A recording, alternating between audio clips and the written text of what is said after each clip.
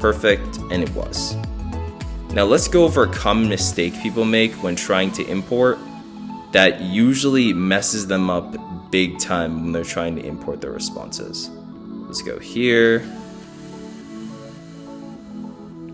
Now what I often see is that people usually ignore these two rows. Actually, let me put them back.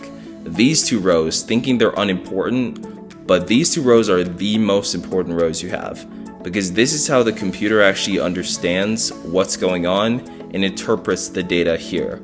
Without this, the Qualtrics platform doesn't really know what it's reading, and without row 3, it can't translate all this information into useful information that's stored in the platform. Same thing with row 2 being a buffer between row 1 and row 3, where it repeats what should be going into the platform.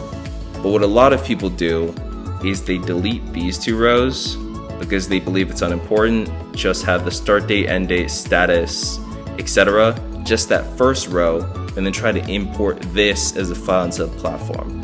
And as you'll see, that doesn't really work. So let me move myself over here and let's import this. So export to CSV, let's call it test1. And then now if I close out of this, let's say this is test1. I have two test1s, one is CSV, one is numbers file. And then I'm gonna import the test1 that's a CSV without the rows. And then you'll see that Qualtrics doesn't know what to read here. Without that third row, it doesn't even know what to read into Qualtrics. It can't even recognize any of the text and any of the data. And this is something a lot of people run into, where they select the file, they think it looks good, and they try to import it, and then nothing gets imported.